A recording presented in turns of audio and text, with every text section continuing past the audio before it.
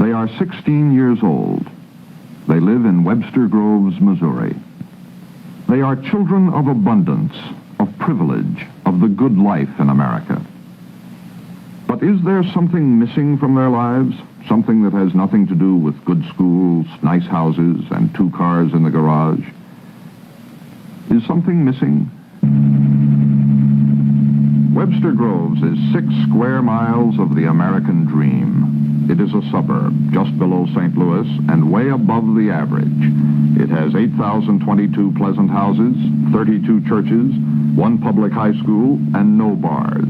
It is the best of America. And one of the things most often said about Webster Groves is that it's a nice town to grow up in.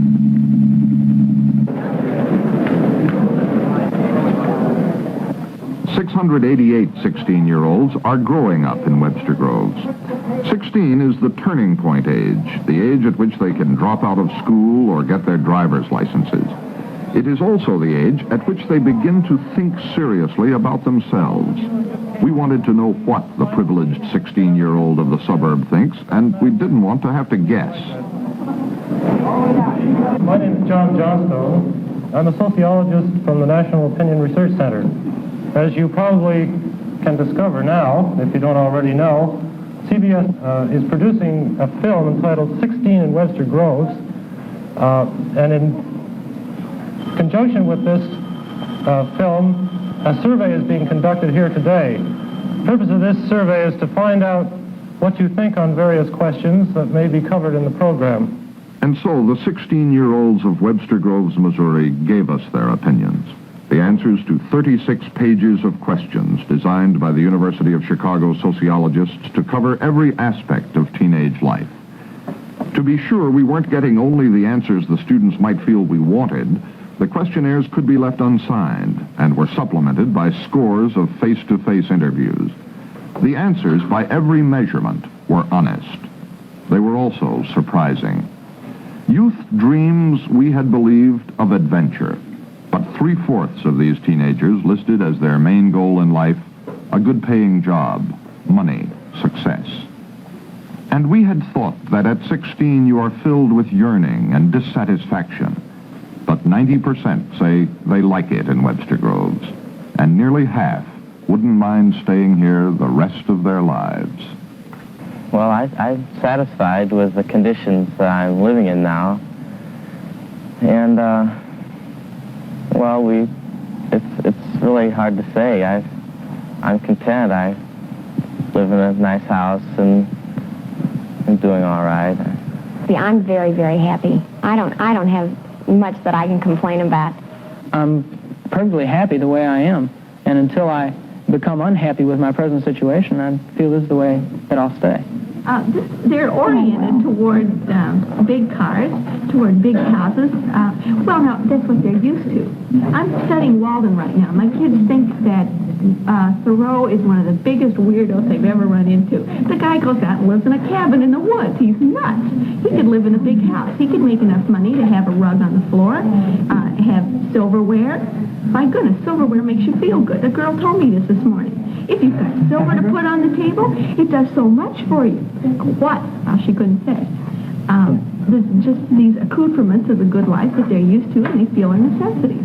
Theirs, it turns out, is not the world of rebellion, dissatisfaction, and adventure. Theirs is the world in which silverware makes you feel good. But how did they arrive at that conclusion so young? They're only 16.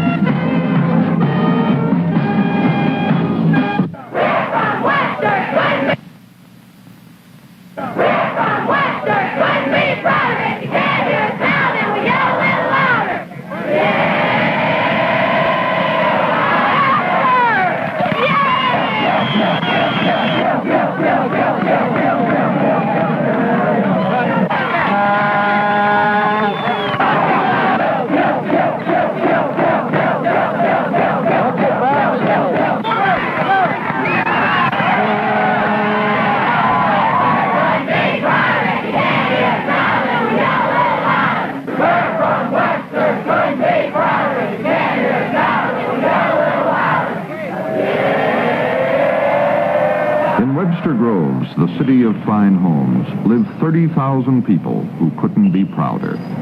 Nearly half the families enjoy incomes of $10,000 or more. That makes Webster Groves a moderately wealthy suburb, a little wealthier than, say, Whittier, California, not quite as wealthy as, say, Wilmette, Illinois. Webster Groves is 2/3 Protestant and 96% white. More than half the people were born right here in Missouri. There is virtually no room for anybody new to move into Webster Groves, and nobody sees any reason to move out. Well, it's a unique community. Yes, it is. It's a very safe, secure atmosphere, which is, I think it's a good background. I guess, ideal for raising young children. Well, I don't know. I just feel everybody here is so happy in their own little group, in their own little community, and they don't want anything outside of it. Everybody just stays right here. This is it, and they're satisfied. Maybe this is a funny thing to say, but really, we moved... Parents of Webster Groves. That's why we moved. Well, now, that's what we heard when we came down here from Chicago, basically, too. That the Webster school system was the best in the area, and that's what we wanted for our children. Like a lot of other American suburbs, Webster Groves is the kind of town where most people have succeeded and where they expect their children to conform to their ideas of success. For example, 84% of the 16-year-olds in town say they are expected to go to college by their parents. Is the pressure that you put on your children for good grades then necessary, do you think? I mean, do you have to do that? Well, I think you have to place a value on this thing. What are the results if they don't? Now, it's true that all children aren't going to get to go to college. Some of them have no business there. You know, that's heretical to say that all don't belong there. The concept today is that everybody is entitled to and should have a college education. And you tell any child or any parent that their child shouldn't be in college, they'll hit you in the mouth. Are you worried about your son making good grades now so he can go to college, so he can get a good job? Sooner or later, all probability he's going to get married. And he's going to have to support a family. And he's going to have a decent job to support a family. And in order to get a decent job, he's going to have a background, an educational background. And it's just, that's it. What do you worry about? We asked the 16-year-olds of Webster Groves. 96% answered, what we worry about is getting good grades. This test is a 6 weeks test, and as far as I'm concerned, this counts 1/3 of your 6 weeks grade. Your daily work counts 2/3, and this counts 1/3. To get a good job, they feel they must go to college. To reach college, they feel they must pass every test. To pass every test, a majority affirms, they will do anything. Too many people have pressures of school and from their parents to get these grades. The grades become all important. They have to get it. It's a drive. It's not so much that they understand what the drive is. It's just that they've been told this is what to do. And to many people, the pressure is just too much. They have to cheat, they feel, to get the good grades, to stay up with whoever is ahead of them. 54% admit they have cheated in order to pass a test. You're studying for them, and you're trying your hardest, and you get flustered, and everything seems to go wrong. You start worrying about the test, and start worrying about whether you're going to get the homework done, and what's going to happen, and if you get a bad grade, how it's going to hurt your semester grade, and you really just start to get flustered and worried. Sometimes to counteract this, sometimes I go downstairs and I lift weights, and that really does help take some of the pressure off, because it just helps relax you, because you work all your tension and anxieties off and with them. For the last 5 years at least, the whole thing, everything that I've done has been geared to being accepted into a college, because, son, if you don't go to college, you're not going to be anything in life. And oh, sure. The parents of each individual child are going to be proud if the student makes A+ all the way through and gets accepted to some fantastic university. They're going to be proud. And on the other hand, they're going to also be disappointed if he doesn't. But I don't see any reason why a parent should shove a student into his schoolwork or into a college or into anything. You will have a 3-year major in math, and you will have a 2-year major in science. James Roundtree, a guidance counselor at Webster High. 67% of the students say that some of the courses they have to take to get into college bore them in high school. Now, you would like to take modern history in order to finish out your social studies. I don't want to, but I guess I have to. What do you mean you don't want to? I don't want to take history again, but I guess I'm going to. Well, in the case of you not wanting to take history, you could meet the social studies requirement in different ways. You could take economics and psychology. Oh, I'll take psychology.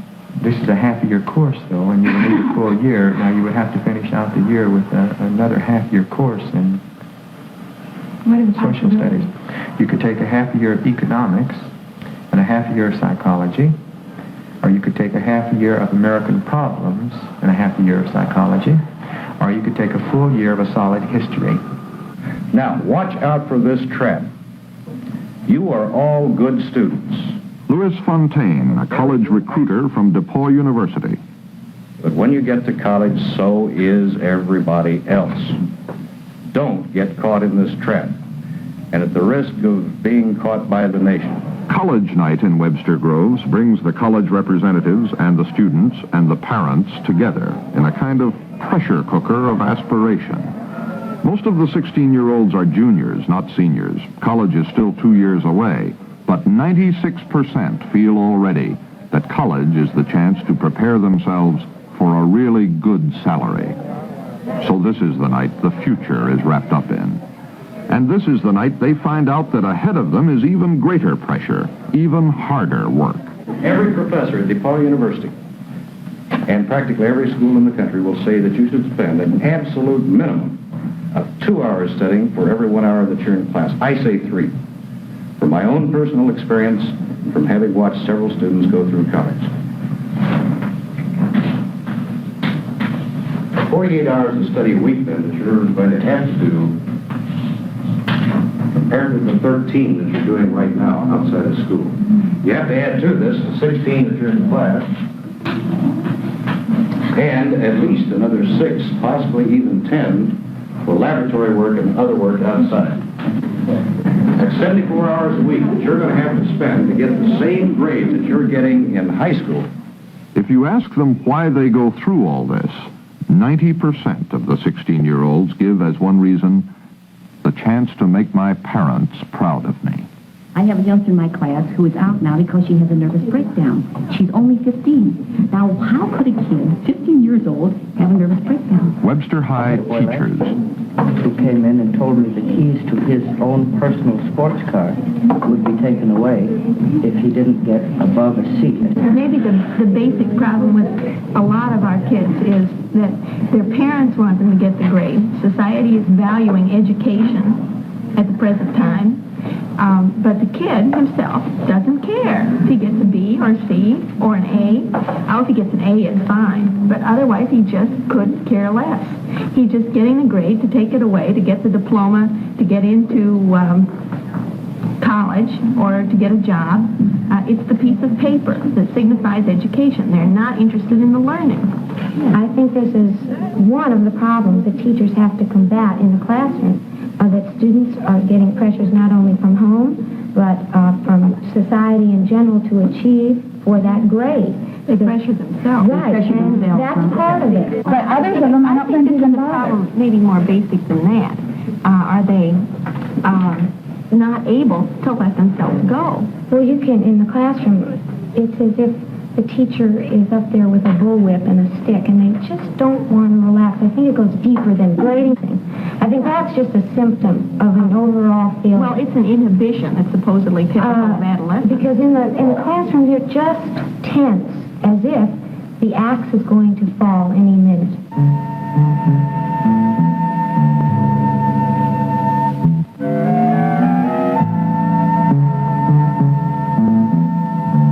Do you find it difficult to live with the pressures to do well in classes? 77% say yes.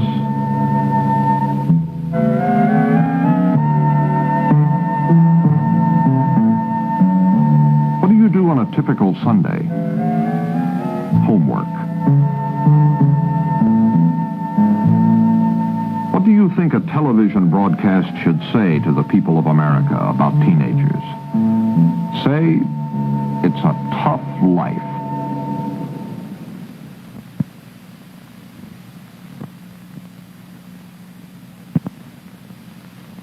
The final maid from Webster is Miss Sue Weber, escorted by Larry Knisley. To be queen of the friendship dance is the height of social ambition at Webster Groves High. Only those in the leading crowd need apply. To be in the leading crowd, it is not essential to be a good student, to get high grades. 83% of the 16-year-olds say so. Here's what they say is more important: to have a nice personality, to be a leader in activities, to be good-looking, to have money and a nice car, and to come from the right family.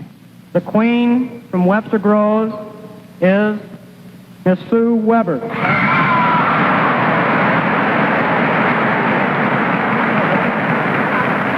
The student leaders, the football captains and the cheerleaders and the dance queens, are known in Webster Groves as Sochies. Now the dance will be started by the queen, and then the maid, and then the rest of you can join in.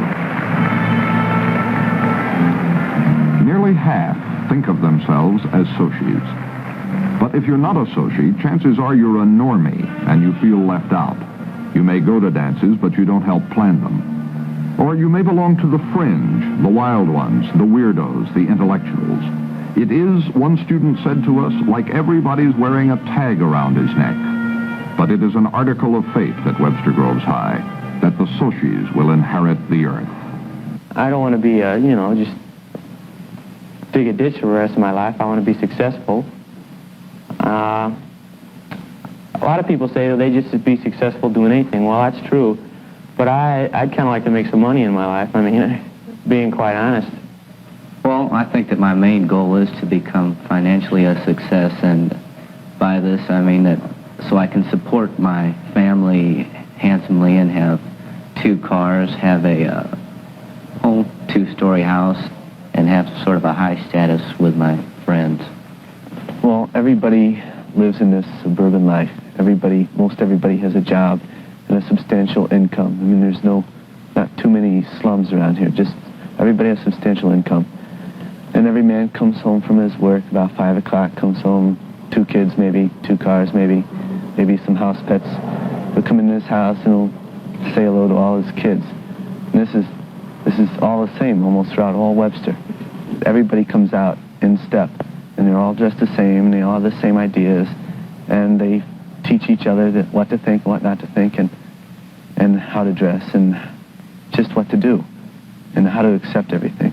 That's 1, 2, 1, 2. And everybody comes out like that. Nobody comes out 2, 7 or 16, 4 or anything else, just 1, 2, 1, 2. 1, 2, 3, 1,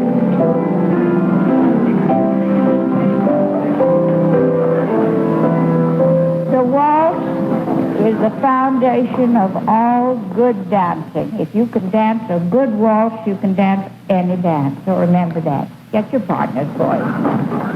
Mrs. Condon's dancing school. When they were younger, those of Webster Grove's 16-year-olds who are most carefully in step, and their parents too for that matter, submitted to the polite formality of Mrs. Condon's.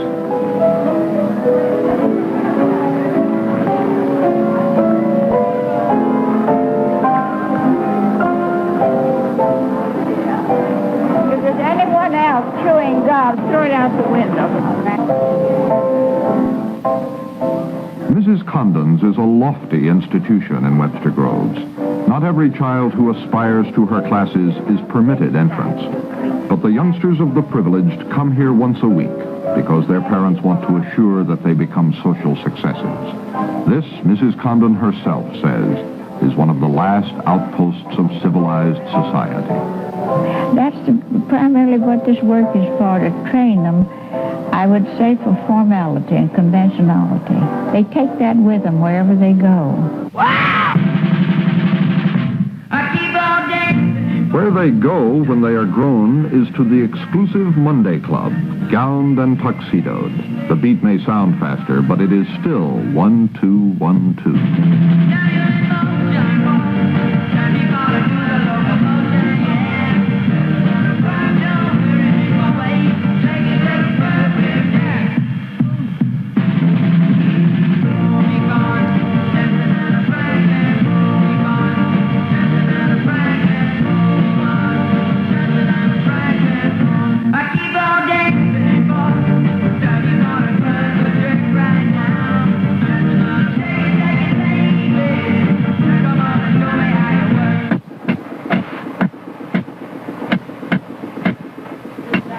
Some 16-year-olds are outside the world of Mrs. Condon's and the Monday Club and out of step. Among the outsiders are the 15% who plan not to go to college, like most of Martin Schrader's metal shop students. When the bond issue was held recently that has added so much to the rest of the school, how did your department do? We got cut completely. You didn't get any money at all? We got nothing from this particular situation. The saddest part of it is that we only have one high school here. It has to serve all of the students, even the lower 15% and the academically 85%. And so this lower 15% got left out completely in this particular bond issue. We got no revisions whatsoever, no equipment, and we're in the same building and housing that we were before. All of the money is then scheduled into the academic area. I feel this is a real crime, because these boys deserve as much as anybody else in this school.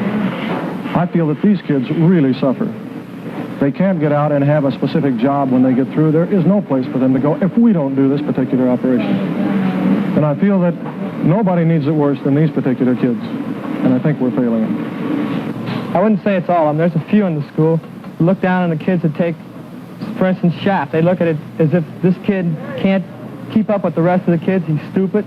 He doesn't have the ability to take a math or a foreign language. And he resorts to picking up a real easy credit. He says, well, there's a way to pick up an easy credit. Go down in a room and play around with a bunch of metal for an hour.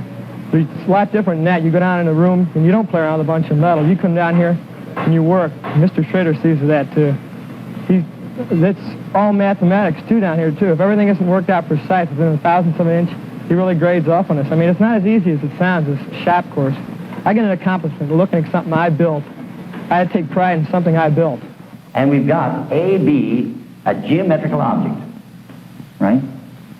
And now I'm objecting to A being that same... Just as those who are not going to college don't fit in, neither do the intellectuals. That would include some of the bright students in George Brucker's honors class in mathematics, a portion of the minority 20% who insist that intelligence is essential to success in adult life. That kind of thinking can imperil your social standing at Webster High. What do we mean by equal in this class? What do we mean by equal? Demetrius? Right. A person like Demetrius, he's respected in class. I think he's not sought out by other students to be a part of their group. I think that many students would feel uncomfortable in Demetrius's company, but he would be a good companion for someone older or someone of his same maturity and thought. In philosophers, I like Bertrand Russell a lot. I used to like Socrates, but I don't like Socrates that much anymore because he seems, well, he doesn't have enough knowledge of the laws of physics and just things like that sort of wreck out the series. But I like his method and his attitude. Demetrius, do you feel you're out of it around here? Or do you think you're in the social swim of things? By social swing, I don't get invited to parties or anything like that. I don't think I'm really out of it, but I wouldn't know if I was or if I weren't, really. I just go to my classes and talk to the guys around me, and that's about it.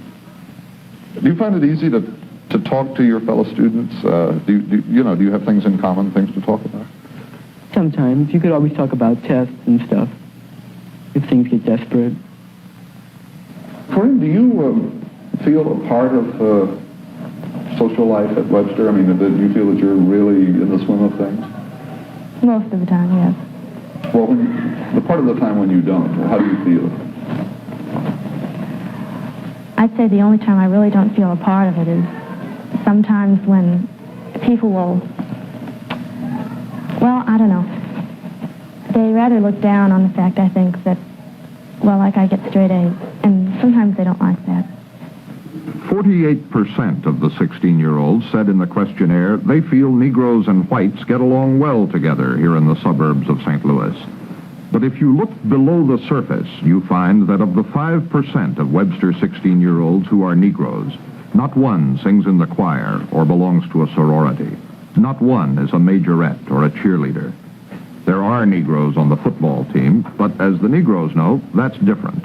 Because in sports, it doesn't matter, what color you are. If you're a good football player, you get out there and play some good football. But if you're a Negro and trying to be a cheerleader, well, you're out in the public, and the public's going to be looking at you, see. So they want that a good image, because when you're playing football, you're covered out by all that stuff anyway, so they can't hardly see you anyway. We really don't mingle very much. I really couldn't say why. I mean, it's just never been that way. They always have gone their way, and we have always gone our way, and it's just never mixed. I don't know if people have really tried. I've been a couple of those guys that wanted to go out double on a date or something like that. My father, for one, wouldn't let me, and I really don't think that I'd want to. In this world of dog eat dog, it's really hard for a Negro young person to survive or achieve his goal. Even here at the school, you have to be, things are breaking down, and they're as bad as they used to be. But you still have to compete. You have to excel more so than the white. Well, suppose to express their individuality, one of your children took part in a civil rights demonstration downtown in St. Louis. So what would be your reaction to that? I don't think I'd like it either. There'd be some time before they'd sit down, I'll tell you that. I can't see an excuse for it. What business is it of theirs? At 16 years old, they don't have any firm convictions of anything. They wouldn't do it because we have a daughter in college, and we were talking about the problems. And he do this at the college level. So I'd ask Bill about it, what he thought about it. Would he do that? Demonstrate? He said, I don't have time for that. Doesn't bother me at all. Well, I think if they did get into any of these demonstrations, it would strictly be mob psychology that would get them into it. I don't think they think enough about these things. Right. You remember when I took Clark down during the Jefferson Bank demonstration? And all any normal child has to do is look at the demonstrators at Jefferson Bank. This was, a year ago, I suppose. And a bunch of beatnik, white, black, green, yellow, everything. And most of them filthy. It looks like they pulled them out of some wine jug or something. They didn't put them out there to demonstrate. Mightn't a demonstration of some kind, though, sort of inject some life into things around here, shake the kids up, and make them think about these things? Do you think they need that kind of shaking up? No, I don't think any 16-year-old child should be burdened with the problems of the world. But then to say that they have to, at 16 or 17 or 18, throw themselves into concepts of racial prejudice or the haves and the have-nots, I think this is ridiculous.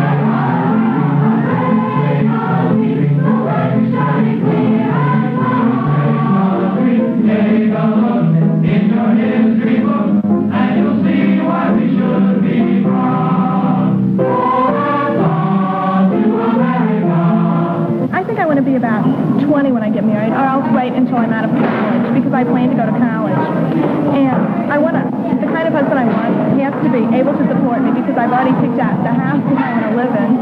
It's right across the street from where I live now, and I just love it. It has 4 bedrooms, and it's a split level. It's a great night, a great night, so let's shout it clear and loud. Take a look in your history book, and you'll see why we should be proud. That's all to America, the home of the free and the brave, the brave. Why, baby, do you know our red flag? Proud may he wave, proud may he wave.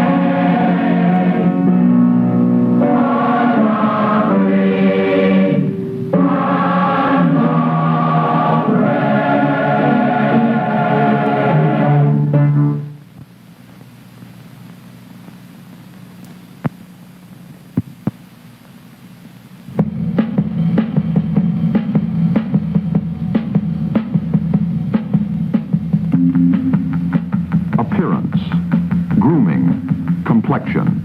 93% of the 16-year-olds in Webster Groves, Missouri, say they worry about how they look.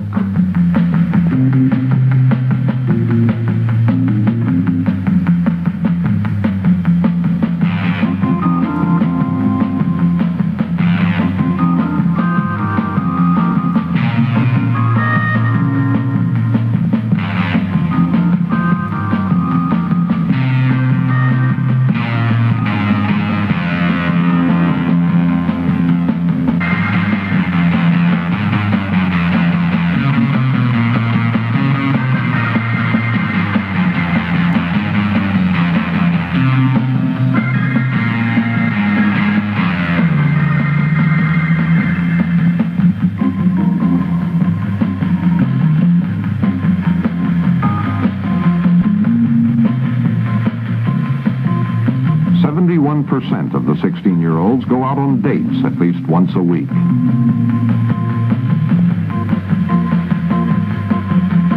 Well, I'm going with an older boy now, and I'm lavalier to him, and that means the same thing as going steady, only it's the thing before you get pinned. And now that he's in college, he came home for just for one weekend, and he gave me this lavalier, and I thought, well, now what does that mean? And he explained to me, that it was the same thing as going steady, only it was just a little bit better than going steady. And so then, after you are lavaliered, then when the boys are initiated, they get their pins, their fraternity pins, and they give that to the girl, and that means an awful lot, actually. It means that you're about to be engaged, as they say. And then, when you're engaged, of course, that is a pretty serious matter, and that probably won't come along until later life.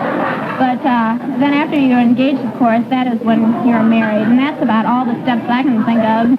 Fewer than a fourth of the 16-year-olds have taken the first step, going steady. They go places in crowds more often than in pairs. Here in their suburb of St. Louis, their lives are not typical of all of America, but they are typical of successful America, the teenagers who are growing up in 1,000 other college-bred, tree-shaded bedroom communities. Their lives are privileged. They told us so in the questionnaire. 78% have bank accounts of their own. And their lives are insular. 99% could tell us who Dick Van Dyke is, but only 20% could identify Ho Chi Minh. What's important to them is what's here and now. Oh, well, it's pretty important to have a car so you can go out and park and make out and all that ensues with that. Without that, you can't do anything because I'm sure the parents wouldn't want you to do that, especially with them. And besides, it's not proper manners to sit in the back seat and neck when they're driving you wherever you want to go. If it's someone I really like, I think on the first date, I would let him kiss me goodnight. But if it starts getting very serious all of a sudden, it doesn't work. I just say forget it. Their ideas about love and sex are as conservative as most of their other ideas. Fewer than a fourth think heavy, serious necking is acceptable, even for couples going steady. 96% reject the idea of sexual intercourse at their age. And sex is at the top of a long list of things about which they rarely disagree with their parents. Around two-thirds say they never disagree about religion or politics or career plans for the future. A lot of the parents feel it's much more important to go to college, get a job, get married, have a happy life. And they just don't quite picture their kids doing something like joining the Peace Corps or going into social work. The Peace Corps and social work rank low on the scale of ambition. Business and the professions rank high. Only 13% of the boys say they often worry about being drafted into the Army, almost exactly the same percentage that is planning not to go to college and who therefore have no built-in Army deferment.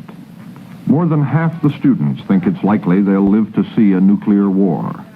Really, there's so many things happening nowadays, the racial discrimination and then all the trouble in Vietnam. It just seems like they're going to have a great big war any minute now and everything's just going to blow up. Fewer than a fourth of the students say they often worry about the war in Vietnam, but when they do think about Vietnam, they are more hawk than dove. Only 17% favor negotiating a settlement with the communists and getting out. And they are critical of young men at home who try to escape the draft. Burning draft cards, for one, I think that it's kind of ridiculous because, I mean, a society is set up to around government and law, and if no one enforces the law, then the society just can't exist. And I think that in that respect that people should just obey the law, but even how they feel about it. There's a group of kids in the school, they're referred to as the hoods. They're the type that go out on weekends and booze it up and go out and try to pick up girls and do dirty things like that, and then they terrorize neighborhoods. They're the type that do all kinds of wild things on their weekends. But doing wild things makes you an outcast. There is a small element of wild youngsters, but in Webster Groves it is very small.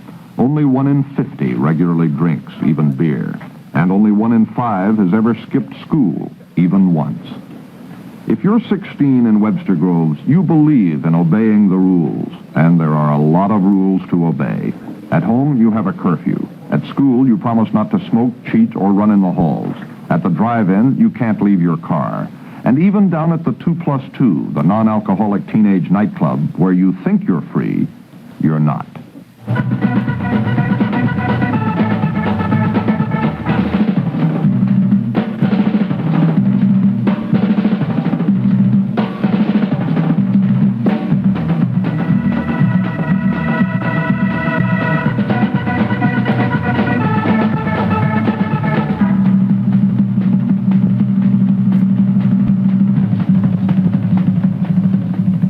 Manager of the 2+2, Greg Moser.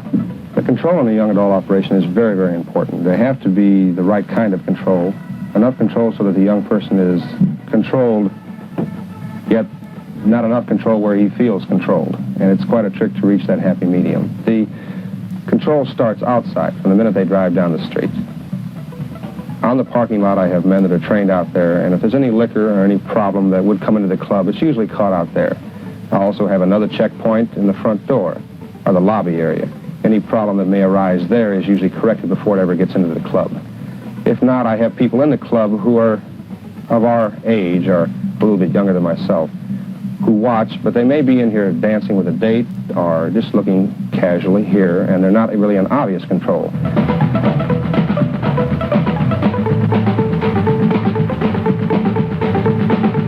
Good time. Clean time. Controlled.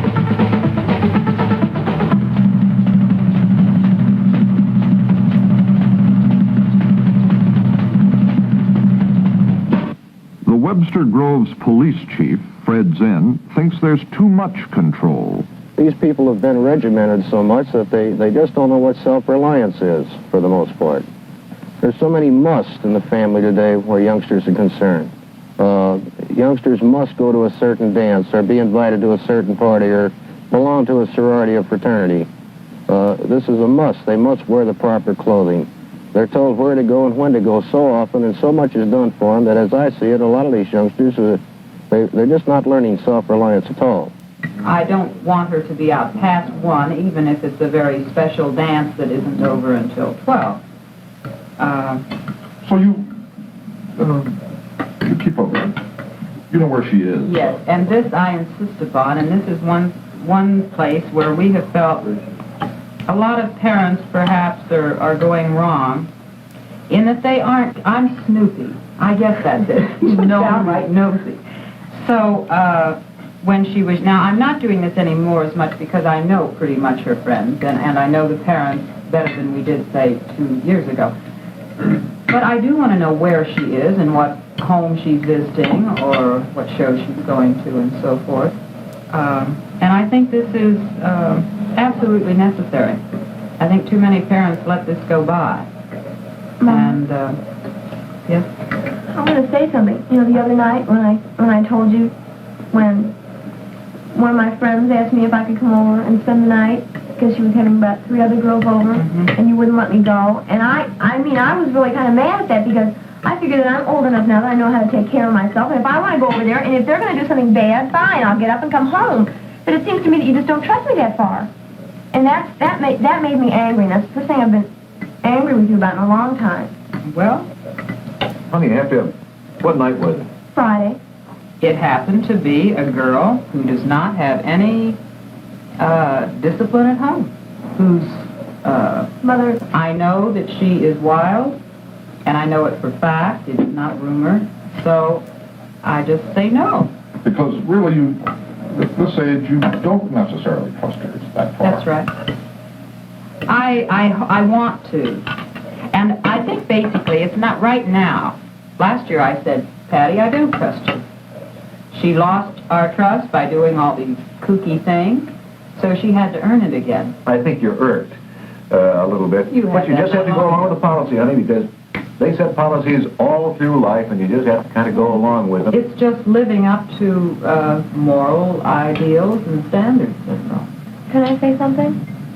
Yes, raise your hand. The things that are important to me don't seem to be that important to them. I mean, sometimes they'll listen, like Mom will listen. You know, and she really does listen a lot to me when I feel like in the mood to talk. But she just doesn't seem to be, as interested in the things that I am sometimes. Restrictions. Controls. You just have to go along with the policy because they make policies all through life. But there is one place where your life is almost your own, and that's behind the steering wheel of a car. Driver's education is the best-liked class at Webster Groves High. That's right. Always watch out for the driver who turns from the wrong lane. When someone unexpectedly... 81% of the 16-year-olds drive. 80% are permitted to use the family car. But whether you drive depends on whether you pass the driver's license exam. It is as close as you can come at 16 to a moment of truth. You Martha Brown? Well, Martha, you passed the test. What do you think about that? Yeah. You made a 77. Now it takes a 70 to pass, so you had 7 points to spare.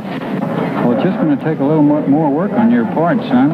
You've accumulated too many points. It's not a case of any dangerous action on your part, but in other words, all your driving needs just a little bit more work on it. Okay, that's $2. Getting your driver's license reduces all the restrictions, all the controls, all the social climbing pressures. Short of funds here. Once you have your license, you are equal, and you are free.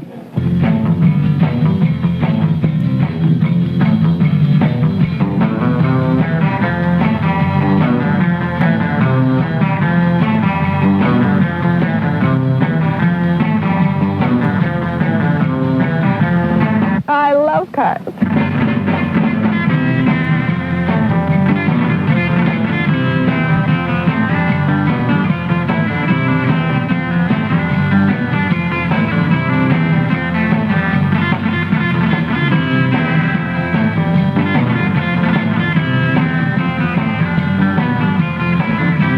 My car is just like a girlfriend to me because I spend my money on my car instead of going out and spending on girls.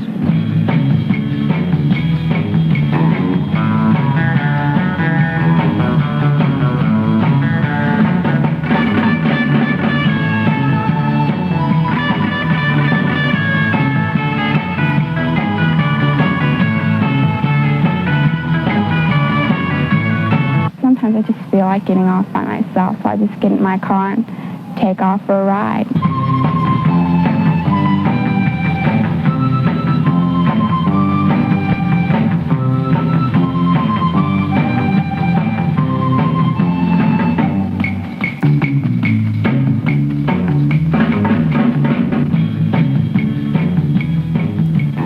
To be 16 in Webster Groves is to be insulated against all the cold winds of life, war, death, and poverty. But somehow, from under the blanket of status and conformity, it is possible to perceive dimly, even at 16 and in Webster Groves, that there is a different world beyond the city limits. This past summer, I took a course downtown, and it was in a rather bad section of town. And I drove down there, and I came in contact with people I've never seen before in my life. And I just couldn't believe it. They were from the slums, and they were mentally retarded, and they were just all sorts of people. And it just helped me to understand people much better. I mean, when you see people in Webster Groves, they're generally very, well, they're well off in a sense. And you just get the kind of view that everybody's happy all the time, and we're all normal, and we all don't live in two dumpy houses. And you get down and you see these people, and they've got all these pressing problems. It just kind of makes me think of what a sheltered life I really have had. I've never really seen anything that bad before. Well, I think that's one of the reasons why teenagers do challenge what's been told them all their life, because it seems to me that, up until you hit high school, everything just seems to go pretty smoothly. Everything's all nice and rosy, and no one ever has any problems, and you aren't exposed to them, at least in the kind of environment that we grew up in. And once you begin to have experiences like Bill said, you begin to wonder whether people have been honest with you all your life in presenting this kind of picture. And if you see people who aren't living such a happy life, you challenge what has been told you. I mean, all these people, you never know what a depressing place it is until you go down there. And that's just an example, but things like that. I've never been into contact, really, with anything like I hate to drive even down into the slums. I almost feel guilty that I should even have decent clothes to wear. I really feel guilty because why is it that some people are so rich, they throw their money around and they end up having a bad home life, and some of these people have nothing. It almost seems like communism. So what do you do to help her? You just go through and turn your head and say, oh, you don't want to go down there, and you do nothing about it? Oh, no, that's just it. When I grow up, I wish that there's something, or now, anything that I could do. I really want to, because I feel guilty that if I don't, I really do. Do you think children want to break out of the conformity of their lives and search for new values by the time they're 16? It's 16 now, they can't even change their own diapers at 16. You come back to what I said. I don't think they have the imagination at 16 years old, or development or anything else, to take off and leave and, let's say, adventure. But to want to. You have great imagination. That's what to want to. I think that probably inside their hearts they do want to. I don't. I think they want 3 square meals a day and a loving mother and father, and they want to have a good time. I think this is about as broad a horizon as the average 16-year-old has. They are 16 years old. They are the future. And their town is the America we are becoming, affluent, suburban, and secure. It may be well for them and for their country if 3 square meals a day is not truly the limit of their vision, nor comfort and security all they value. But if they are to find other duties as Americans and higher purposes to life, they will have to look to something more than we have given them or told them. They will have to look not to our age, but to their own youth. A time to gain, a time to lose, a time to rend, a time to sow, a time to love, a time to hate, a time of peace. I swear it's not too late.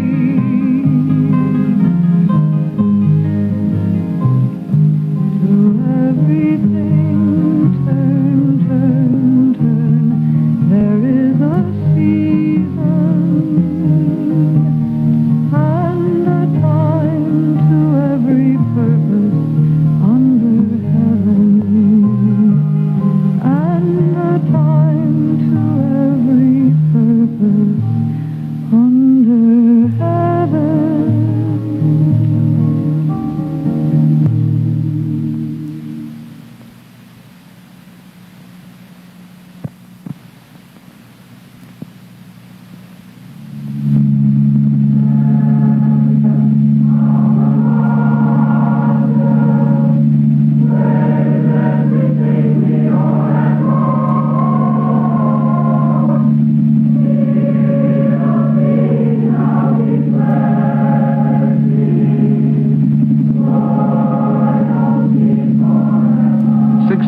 In Webster Groves was filmed and edited under the supervision and control of CBS News.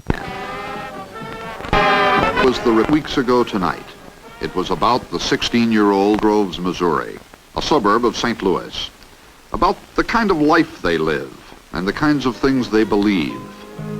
A time to gain, a time to lose, a time to rend, a time to sow, a time to love, a time to hate. It was 1 hour long, and this is how it ended. Where it's not too late. Where that broadcast ended, this one begins. Television usually only works one way. We talk to you and you can't talk back. Or if you do laugh or applaud or mutter or curse, we can't hear you. Our voice is amplified. But we know that amplification should not necessarily be confused with wisdom. And we've always thought it would be interesting to hear what you say back to the picture tube. On the night 16 in Webster Groves went on the air, we watched it, not here, but in Webster Groves.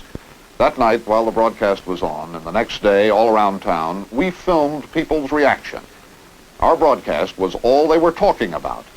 And the things they said were so interesting that tonight, for a change, we're going to sit back, not say much, and amplify their voices. The message that I got was that this was a community of a bunch of spoiled brats, and that the parents were even worse. And I don't believe it's true. CBS has let everyone know what goes on in Webster Groves.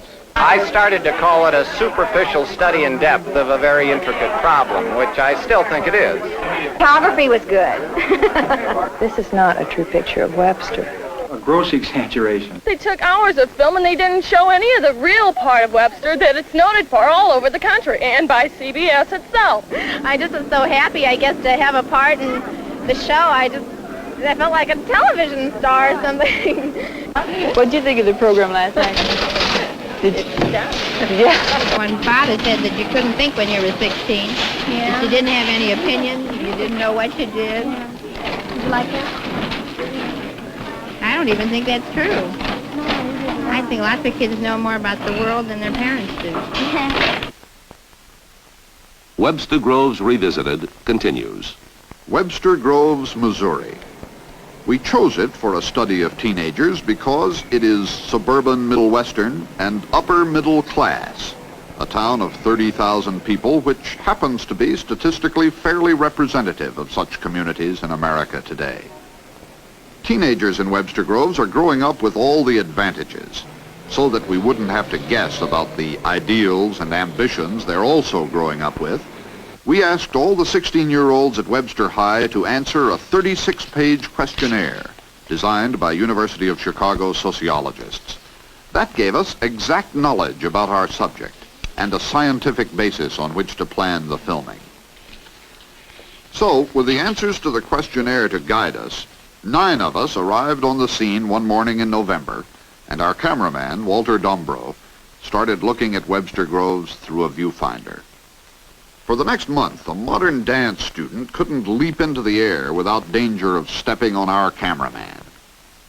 If teenagers drove through town in their cars, there he was, high above the street. Or there he was down below it. We saw Webster Groves from many angles. From ledges and manholes and helicopters and many more orthodox camera positions, we shot 28 hours of color film, about normal for a 1-hour documentary. But of course, more than... This is one scene we didn't use. Our cameras rolled in Webster Groves for 32 days, not just in the classrooms, but everywhere the 16-year-olds went. We got to know them well, and inevitably to like them very much. And when it took 9 hours to set up lights and microphones and cables and cameras in the homes of their parents were unfailingly good-humored and hospitable to us. Later, after the broadcast, some people in Webster Groves said we must have come there with a preconceived notion of teenagers and that we found only what we wanted to find. Well, if we expected to find anything, it was youthful rebellion and dissatisfaction. We're going to show you now a brief recap of the original hour so that you'll see what we found instead. It wasn't rebellion, and it certainly wasn't dissatisfaction. Well, I'm satisfied with the conditions that I'm living in now. And, well, it's really hard to say. I'm content. I live in a nice house and I'm doing all right.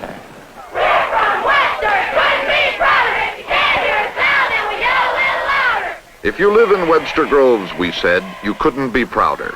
And you're likely to have a kind of Rotary Club image of your life by the time you're 16. Well, I think that my main goal is to become financially a success, and by this I mean that so I can support my family handsomely and have 2 cars, have a whole 2-story house, and have sort of a high status with my friends. Some reviewers of the broadcast asked afterwards, what was wrong with that kind of attitude? The answer is nothing, perhaps. It just surprised us in those so young. One of the University of Chicago sociologists, after studying the answers to the questionnaire, suggested we really should call the film 40 in Webster Groves.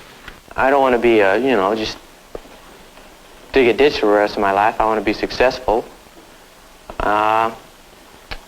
A lot of people say they just be successful doing anything. Well, that's true. But I'd kind of like to make some money in my life. I mean, being quite honest. The attitudes and ideals of the youngsters, in other words, were found to be those of their parents. Most grown-ups in Webster Groves, we said, have succeeded, and they pressure their children to live up to their idea of success. Is the pressure that you put on your children for good grades then necessary, do you think? I mean, do you have to do that? Well, I think you have to place a value on this thing. Sooner or later, all probability is going to get married, and he's going to have to support a family.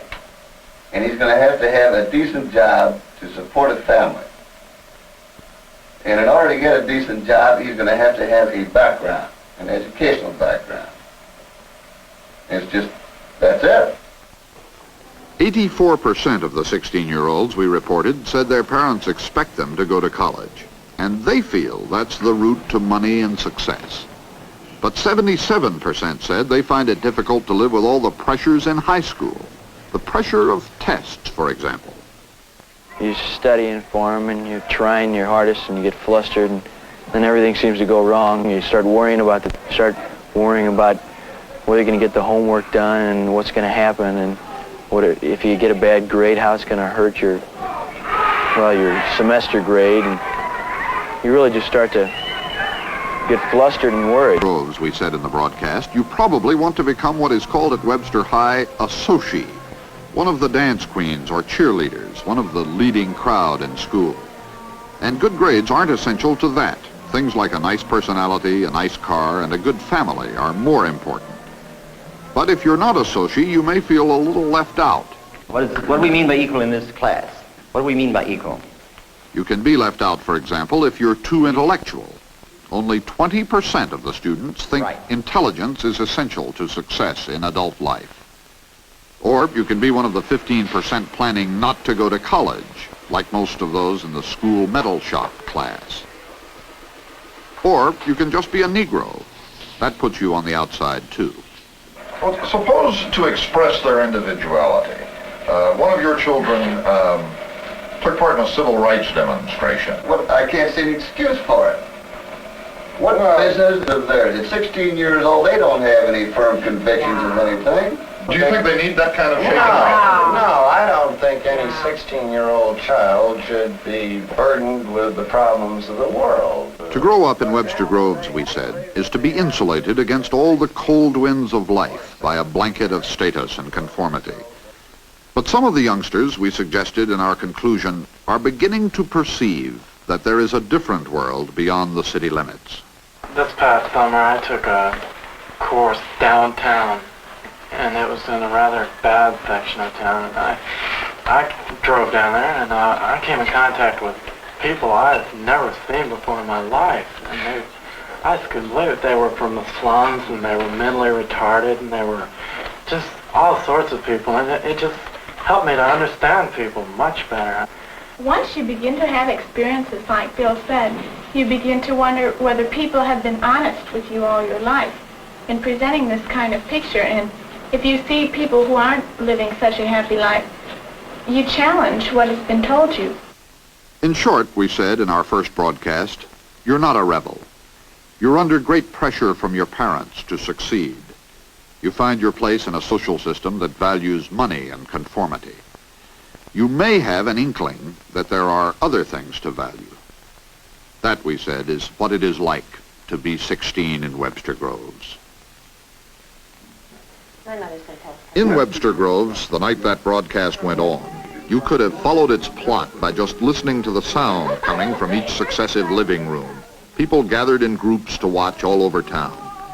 The school board brought in television sets and watched in a body. Other sets were rented by the Masonic Temple. People with color sets held viewing parties.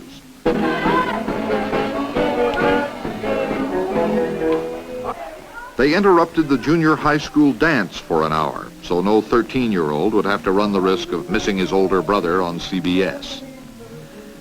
And Webster Groves, watching itself on national television, reacted in the most remarkable way. Some people literally laughed, some literally cried, and some became very angry, as you will see in a moment. Webster Groves Revisited will continue after this message. Webster Groves Revisited continues. The night 16 in Webster Groves went on the air. Some of the teenagers who were in the film gathered at Molly McGreevy's house to watch it. Molly is a pert, blonde cheerleader whose father was also to be in the broadcast. Bob Sheaf, a bit of a rebel and a budding social critic, was there to see himself. On the couch in the McGreevy's living room were Lisa Lambert, a student council member, Bill Rose, the quarterback of the football team, who appeared several times in the broadcast, and Linda Magario, a student leader and among the most popular girls at Webster High. I watched with them, and something that nobody's ever done before, so far as we know, a CBS camera watched us watching as 9 o'clock arrived. So we used to hear that every single day. Fourth hour every day. Yeah. Oh, Barbara, is that practice all the time?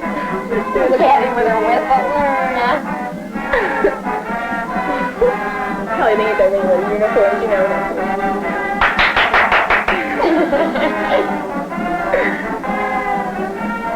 We have a rousing chorus. See all the guys. Here I am, here I am. Everybody. Not over the TV. 16 in Webster Groves is brought to you by... Well, it's underway. It really is on the air. Not the major shock of companies. The queen from Webster Groves is Miss Sue Weber. Oh, wait, no. Oh, I can remember that so well. The football captains and the cheerleaders and the dance queens. Oh, that's great. As Sue It's fun being a social. That's what... Oh, and look at Anne. Oh, a pretty picture of Anne. Nearly half think of themselves as socios.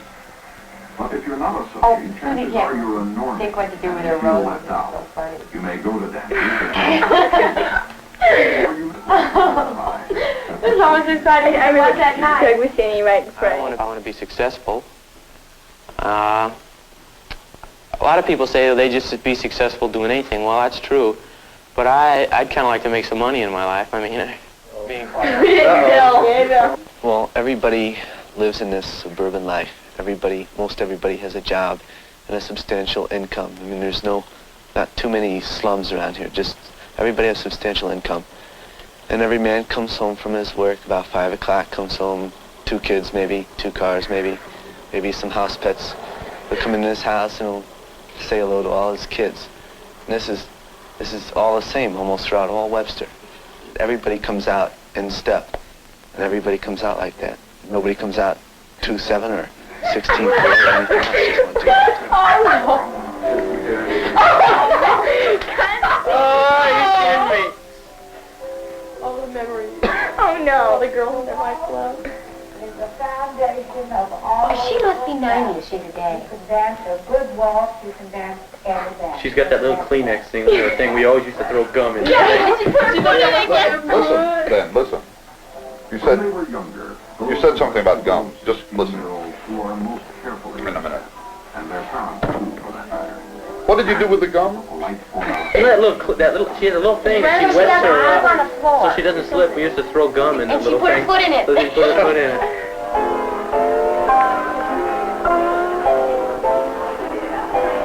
If there's anyone else chewing gum, throw it out the window.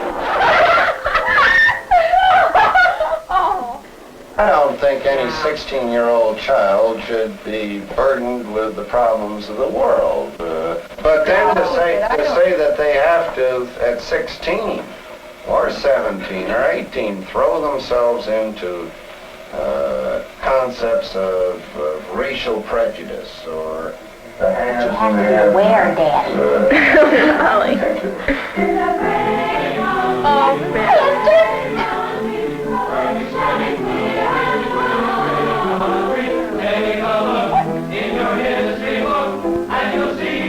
Marcia.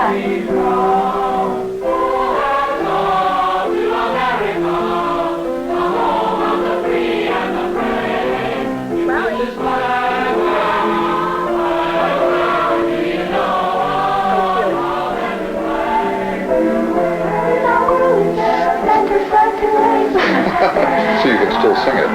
Oh, yeah, I'll never forget it.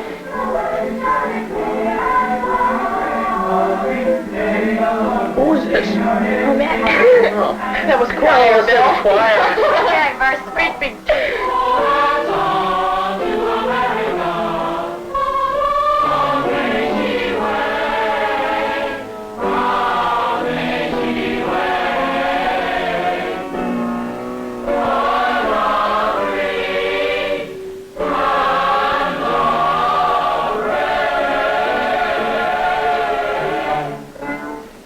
In Webster Groves. Well, what do you think so far? So far, I'm kind of stunned.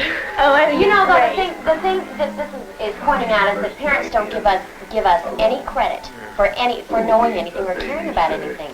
At least this is what I've gotten so far. Yeah, just like Dr. Barron said, or some parents said that all we care about is 3 square meals a day and a bed to sleep in, but that's not true at all. Well, I think they don't give us enough credit for what we know and feel. Like I know I've worked downtown in Barnes Hospital for 3 summers, and I've seen some pretty bad things. And walking around down there, and I think I'm more aware than I'm given credit for being aware of. And I've seen some terrible things, and I've worked in children's homes when I was in sorority. Well, is this picture, the thing's 2/3 over now, the picture true so far? What, do you think it's kind of like Webster Groves is? Oh, no. It's typical. Great. It makes me feel so proud. I don't know why.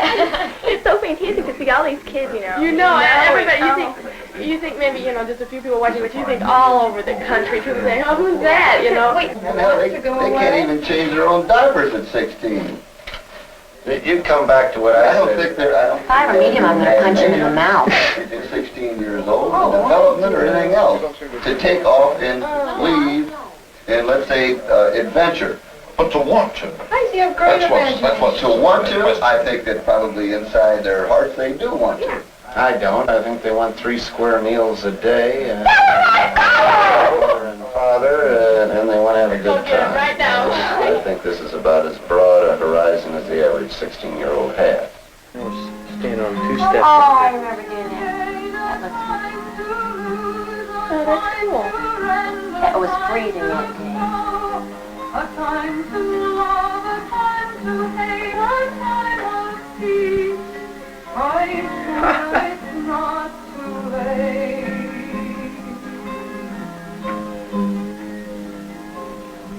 To everything, there is a season. A time to every purpose under heaven, and a time to every purpose under heaven.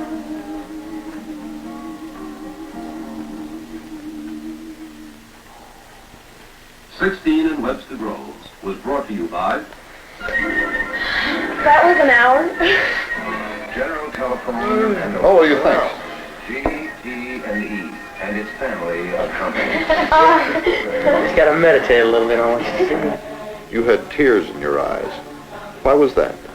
I don't know. I can't exactly explain it. It's just like I kind of felt like I was gonna pop because all these kids, you know, that I don't know, they were really feeling something, you know, and they were thinking something, and then their parents and all these adults, they didn't even realize it, you know. It was like 2 different worlds, and they didn't understand them at all, and the things that they believe in, or the things that make them happy or sad, or that really do make them think. Their parents just think, you know, they're little bitty kids, and they've got to go around and pick up after them everything, and tell them what to do and when to do it, and all this.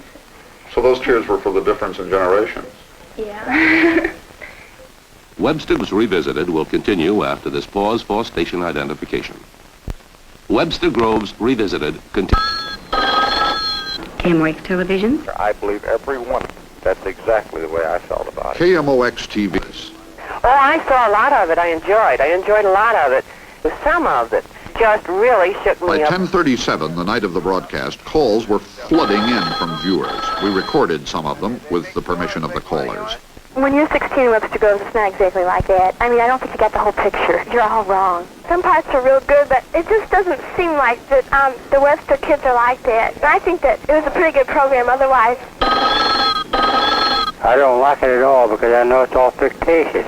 You got the teenage opinion, but ye gods, who can depend upon a teenager? It didn't really show anything. It didn't illustrate anything. Hi, I'm a 16-year-old in Webster Groves. I think this was thoroughly untrue, everything you put in there. And we enjoyed it very much.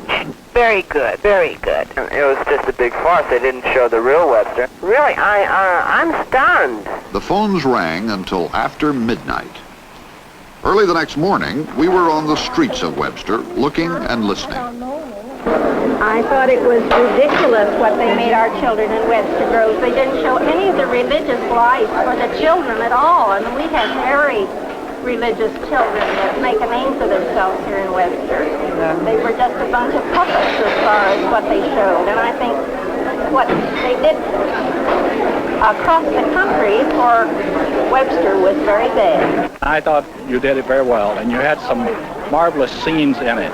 And I enjoyed the entire thing. I thought the presentation was very good.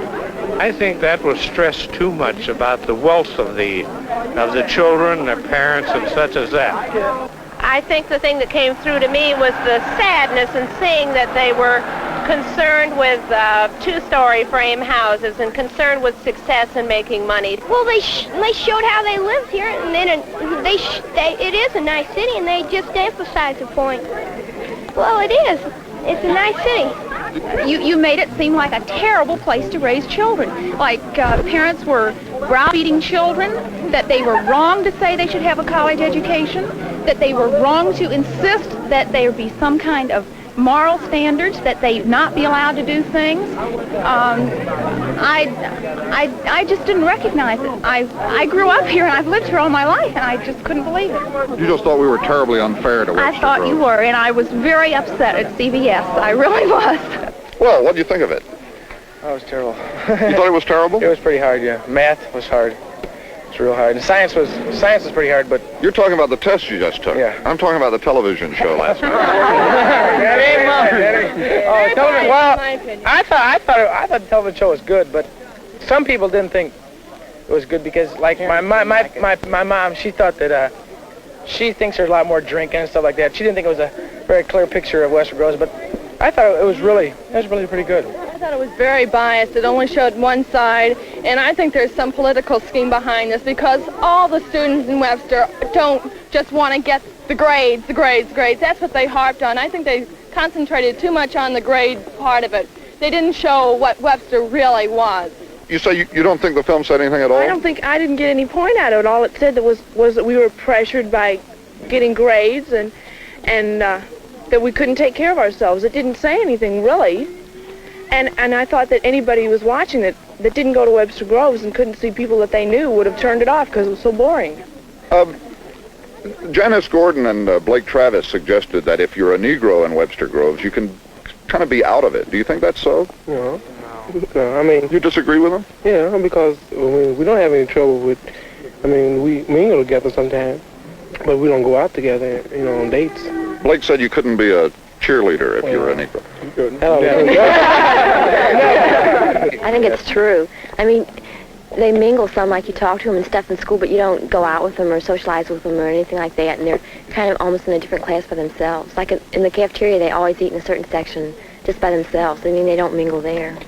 I think it changed the Negroes and the white. I think they seem to be better friends or something because they say about colored making the cheerleaders. I think it might change. You mean you think the film might help the race relations around here? Yes, I think so. I get the impression that just about everybody in town saw this one television program last night. Oh, if anybody missed it, I mean, I think they'd probably be ostracized, Just. Well, what did you think of it? I liked it. Like I said, I think it really had a message because if kids thought it said you were too grade conscious, I'd rather people think you worried about grades too much than not enough. Because too many adults, I think, oh, teenagers, they just run around with a transistor growing out of their ear. And all they do is just run around in cars. And they don't do that. They're really worried about what's going on. And they really think more about, like, Vietnam or stuff like that than most adults think. And I think that was the redeeming part of the whole show, that they showed we really are pretty sensible most of the time. What did you all think of the parents as they were portrayed in this show? I think that the children seemed to know what was going on more than the adults did. The children understood their parents more than the parents understood the children. What was the message of this film? To tell us we were too secure. Because the parents saying, well, I don't want my little 16-year-old to know anything about the problems of life when in 2 years the boys are going to be over fighting in Vietnam. And I mean, if they don't want their kids to know what they're fighting for. And So it sounds like you agreed with the message of I really did. It was derogatory about our security, and I think that's what it should have been. I think the whole message was shown at the end when they did show that some of the teenagers knew what was going on and wanted to help.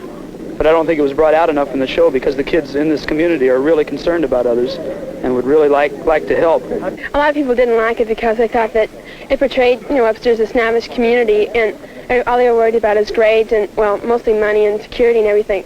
But, I mean, they might not like it, but I think it's true that, we have been brought up in a good environment. And that's all that we've been taught by adults, is have money, have, good job and everything, have financial success. I don't think those parents were really typical Webster Groves parents. They were just typical of just a small section of Webster. I don't know. They all seemed to be pretty much alike, too. They weren't any difference. They all kind of thought alike. Is it just barely possible that many people in this community do think alike and do act alike? I think we do all over. Honestly, I think this was typical of all over. I mean, everybody's got cars and money and jobs on their mind. I mean, it's not just Webster. Actually, I'm not worried about what we think of ourselves now. After this TV show, I'm just worried about what the rest of the country thinks about us. And I hope they don't get the impression that we're too much snobbish. I mean, we may be snobbish a little bit, but heck, we haven't known that much else. The picture itself tells a story that has some very real truths about teenagers, as is necessary, I guess, in any portrayal in a limited time. These sometimes get exaggerated in the dramatic effects, and it sounds as though this bit of the truth is the whole truth. I know our teenagers are concerned about material things.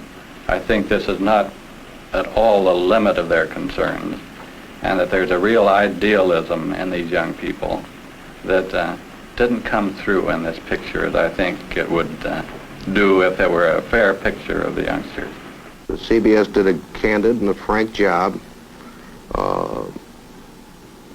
I think it's going to be helpful to the community and to many parents, particularly the area of pressure that you very wisely brought out. Pressure to get good grades, pressure to belong to the country club or a sorority, this sort of thing. I think this is well. On the other hand, I'm a little disappointed, and I think other people may be too, in that CBS failed to cover the real average youngster in Webster Groves. They accentuated these people that the youngsters that are really the country club set, or this is the impression I got, and the status seekers and the social climbers. Well, I think it opened that rusty old book and the dust flew out, and I think it's going to have an effect on the parents. As far as getting them to think about it, I think there will be a lot of them that are very insulted, that say, oh no, we're not like this. I don't know whether the group that was interviewed was completely indicative of all of Webster Groves. I would hope not. I would not hope that that these parents that said they had no faith in their 16-year-olds. I have a lot of faith in them. I think they're put into a situation many times and they're not given any faith, no hope. And thus they say, okay, we'll grow up here, we'll live here, and no stimulation. And I was very disappointed to see this attitude on the part of the parents. Maybe not being a parent, they have a better insight into this than I do. I only see their students in the classroom. And I know that if this is the attitude at home, I can understand better the attitude in the classroom now. The reaction didn't stop there. When we got home, we got letters. There was a wonderful, nostalgic letter from Gordon Jenkins, the composer and conductor who grew up in Webster Groves. He lives now in Malibu, California. He said that was the way it was. We got another letter from a lady who also grew up in Webster Groves and who now lives in Nyack, New York, and she said that wasn't the way it was at all. We're unable to keep from counting letters, and last time we counted there were 488, a fairly heavy response to a news broadcast, and some of them were long and thoughtful. We're also unable to keep from putting them in piles, favorable and unfavorable. 366 people generally approved of the broadcast. 122 people generally didn't. In one way, the letters balanced out. 2 people suggested I get a raise. 2 suggested I must be a communist. We've seen 19 favorable reviews of the broadcast in American newspapers and 6 unfavorable and 5 mixed. They loved us in New York and Boston and Birmingham. They hated us in Chicago, San Francisco, and Phoenix. In St. Louis, the Globe Democrats' Pete Ron liked the broadcast fairly well. Clarissa Start of the Post-Dispatch disliked it so intensely that she didn't stop at writing about it. She sent 1,000 copies of her column all around the country. But I suppose we made nobody quite so angry as Charlotte Peters, who has a popular local program on St. Louis station KTVI, an ABC affiliate. She raked us over the coals on her program for half an hour. And then she said this. In my estimation, because of the timing, and because of when it was viewed, and because it was done before, and they knew the reaction of the people, and they got it straight throughout the United States, and what a tool to give those sick people and the communistic-inspired groups and everything. We've got bad enough image throughout America. Why give it? Why give it over there and give the communistic another tool to say this is what the middle-class American people are like when it is not so? After that, we felt nobody could accuse us of failing to stimulate our audience. Webster Groves resumes talking back to us in a moment.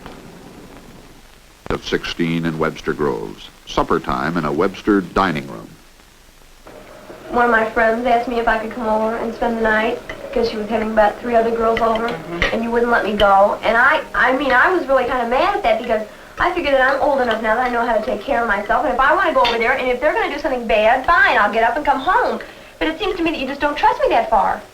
And that made me angry, and that's the first thing I've been angry with you about in a long time. That was the only time during the whole dinner episode that I think it was like that. I can't remember, but it seems to me that was the only time that I really got nasty about anything. Well, I don't think most people would have thought you got nasty.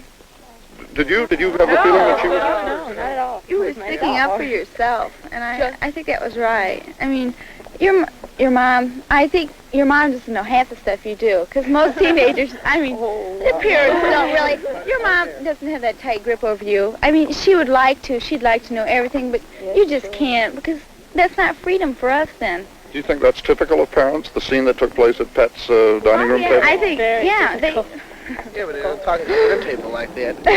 Yeah, they do. We do. All the time. It's like that all the time. And my father just sits there and doesn't say a word. He's smart. He just sits there. That's right. He says, you dames argue it out. I'm not going to say a word. He says, it's your fight, and that's it. Well, what was it like seeing yourself on television? Well, myself? Well, I don't know. I sort of sat there with my head in my hands and groaned. But, well, we had a house full of people, and I don't know. Were you embarrassed? It was different. Was I embarrassed? No, I wasn't embarrassed. I listened carefully to see what part of it you had taken out. And I wasn't angry. I mean, it's what I said, and since I said it, I shouldn't be ashamed of it. She lost our trust by doing all these kooky things, so she had to earn it again. I think you're irked a little bit. But you just have to go along with the policy, honey, because they set policies all through life, and you just have to kind of go along with them. It's just living up to moral ideals and standards, that's all. What ran through your mind as you watched yourselves having dinner there in full view of 20 or 30 million people? I don't feel that we were misrepresented. I think that the scene at the dinner table was very honest, and as I said before, I would repeat everything I said because I believe it. I would like to have seen more of the positive side of Patty since you used what I feel was a negative side. But that's your business. I feel the community was not fairly represented. I felt it made the whole community look like a bunch of very well-to-do people who never did anything for anybody else or never showed any concern. Now, this was the one bad thing I felt. Generally, the kids looked pretty good. I thought the parents looked pretty dreadful. Mrs. Willer, you were in the film. What did you think as you sat there and watched yourself on television? Well, I didn't think it was too terrible. It wasn't a true picture, though, because there are many families in Webster Groves who are not affluent. I mean, we are not, majority of us are not upper middle class. And I had a lot of unfavorable reaction all day on the telephone saying, what do you make us out to be?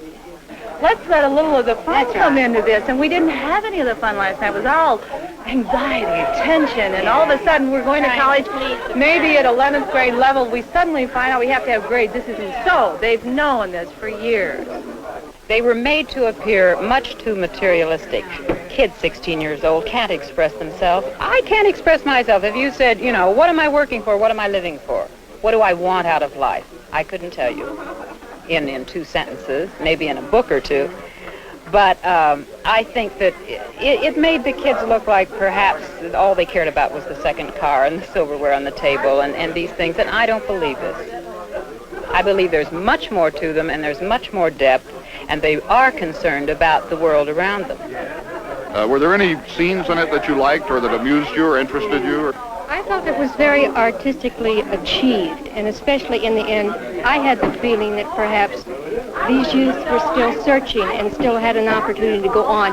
Where have we gone wrong? What can we learn from this? Very good, eh? And this excited me, because our youngsters are still small, and we have a chance to improve on the mistakes that have been made before. And I think if we don't stop and listen to the wisdom that other people are giving us, then maybe I feel that we have maybe missed them. I don't know. But it's a chance to search further rather than to say, here we are in this tight little island, we're very happy. But I think there's a world beyond this world in which we live in. Do you think children want to break out of the conformity of their lives and search for new values by the time they're 16? It's 16 now. They can't even change their own diapers at 16. You come back to what I said. I don't think they have the imagination at 16 years old, the development or anything else, to take off and leave and, let's say, adventure. But to want to. How does he have great imagination? To want to, I think that probably inside their hearts they do want to. I don't. I think they want 3 square meals a day and a loving mother and father, and they want to have a good time. I think this is about as broad a horizon as the average 16-year-old has. After this film has been on the air, do you regret having said that all 16-year-olds want is 3 square meals a day? I wouldn't say I regret it. I'd say that I thought I was kind of a lovable character and had a lot of friends in the teenage group, which are now gone. Oh, no. And this is probably a combination of your devious needling and asking the right questions, my big mouth, and your producer Arthur Barron's cutting. I don't think I came out looking very good. And matter of fact, I figure I am now the special guest villain on CBS's Answer to Batman. We spend a lot of time thinking about grades and clothes and how we look, but we also spend some time thinking about what goes on around us. But it was your father who said that 16-year-olds only want 3 square meals a day. And I'm disappointed. Molly was upset with my all-encompassing statement. But this brings me to the point that, in my judgment, 16 years old is the wrong age. 16 to me means a few sophomores in high school, a vast, vast majority in junior class, and just a smattering in senior. And that if you go to the 17-year-old or the 18-year-old, which is the senior, this is, to me, where you get the dramatic reaction and response to what's going on in the world, what's good, what's bad, where do I fit in, what do I do? And this was part of my statement that I was talking about a 16-year-old. And I still believe it, basically. At 16, I don't think the vast majority of them even know what's going on other than their meals and fun and a nice home. I think it's been interesting, frankly. It has been to me. And I think I have done a little more soul-searching on my own part. And it's certainly planted a seed that I intend to cultivate. And just how little I truly know, because I've been criticized for some of my statements, and the fact that the 16-year-olds feel that they're a little bit smarter and have a little more initiative than I have given them credit for. So you think, to some small extent, we may have performed some little service? That's right, I do. I suppose the complaints of Webster Groves about the broadcast could be put into 2 main categories. Accusations of bad reporting, the town really isn't as rich as we said, the parents not representative of the community, the teenagers more idealistic than we suggested, and accusations of trickery and deceit. It was said, for example, and even printed as far away as San Francisco, that the very opening scene was a distortion. It was this scene, showing what we felt were thoughtful, serious faces. Those faces, people have repeated over and over in accusing letters to us, were unnaturally sad and somber because they were filmed at a memorial service for a dead classmate. Well, as a matter of fact, while we did film the memorial service, there it is on that monitor over there, we didn't use a single foot of that film. The faces we did use were not taken from the memorial service. They were filmed 3 weeks later. But probably nobody in Webster Groves will ever believe that. We've learned some things from Webster Groves about the staying power of rumors. But we've also learned something about the power of television to affect people's attitudes. We didn't set out to change any attitudes in Webster Groves, of course, but apparently on at least one subject, we did. The school metal shop is a case in point. The school metal shop we showed in order to make the point that those who aren't planning to go to college are at a certain disadvantage in the high school. When the bond issue was held recently that has added so much to the rest of the school, how did your department do? We got cut completely. You didn't get any we money got at all? Nothing from this particular situation. The saddest part of it is that we only have one high school here. It has to serve all of the students, even the lower 15% and the academically 85%. And so this lower 15% got left out completely in this particular bond issue. We got no revisions whatsoever, no equipment, and we're in the same building and housing that we were before. All of the money is then scheduled into the academic area. I feel this is a real crime, because these boys deserve as much as anybody else in the school. I wouldn't say it's all of them. There's a few in the school who look down on the kids that take, for instance, shop. They look at it as if this kid can't keep up with the rest of the kids. He's stupid. He doesn't have the ability to take a math or a foreign language. And he resorts to picking up a real easy credit. He says, well, there's a way to pick up an easy credit. Go down in a room and play around with a bunch of metal for an hour. Well, how did you feel when you found out that all the kids who take metal shop got cut out in the bond issue? I didn't know. I feel bad about that. But see, we didn't know anything about it. That's the first time I've ever even heard of any. That's terrible because they've passed some issue that they want to start a trade school in the area for all area schools for kids that want to go into vocations such as this. And I think that's excellent because in a high school where 85% of the kids want to go to college, then these kids that don't want to go don't have the proper opportunity. And it isn't right for everybody to go to college. College isn't right for everyone.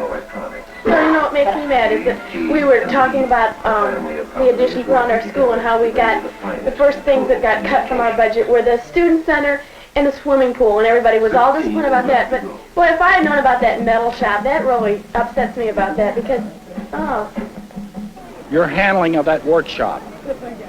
Now, that man had a good point there, and you showed that point. Were you aware that the metal shop at the school had not benefited from the bond issue? No, and I have always voted for those, and I live here in Webster. I'm a property owner. No, I did not know that, and I was quite surprised. I was glad to know that. So we told you something. You told me something. I was very glad to see that teacher speak as he did on his department and that they didn't get any money. Yes. And I think that was very good. And I don't think it's a disgrace because you can't go to college. What was your reaction when you heard the metal shop teachers say that the kids who aren't going to college don't get an even break here? Yeah, that's true. That's true. They ought to have more counseling and more help, just to build up their background and whatever they want to go into after college. Most of us have 4 more years.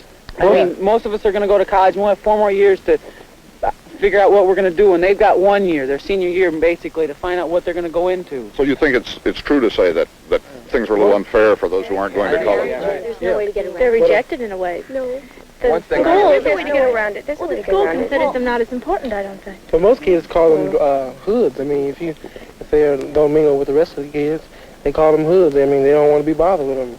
Well, my parents wouldn't let me associate with the people generally called hoods around here because they look down on them very much. And even though I don't particularly, my parents wouldn't let me go out with a boy like that, or they wouldn't let me be a friend with a girl like that.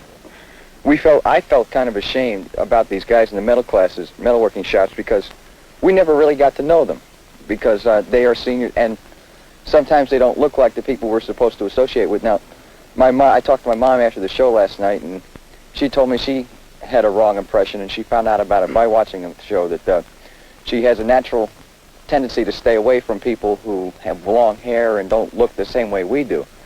But the more I saw that picture and the way those guys talk, I want to associate with more of them now, because now I know what they're really like. Just because they have long hair doesn't mean to me that they're a bunch of hoods anymore.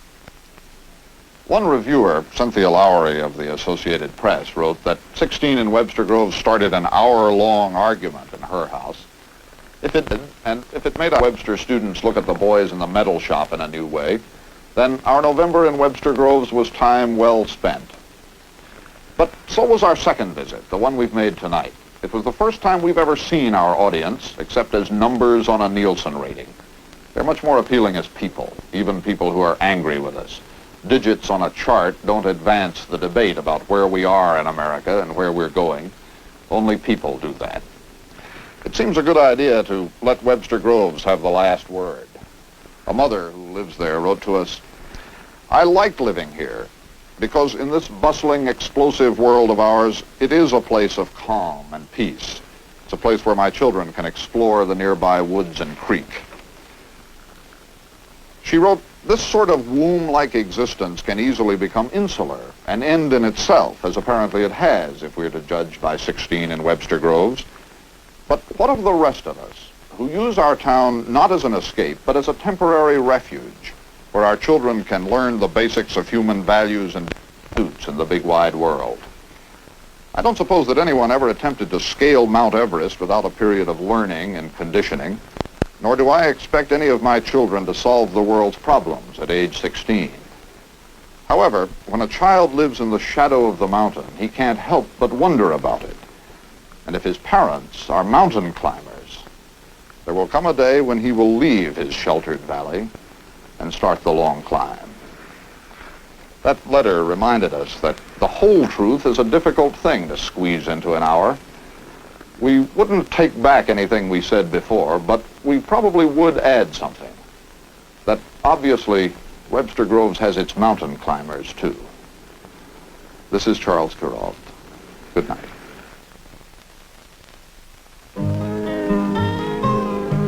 A time to gain, a time to love, a time to hate, a time of peace.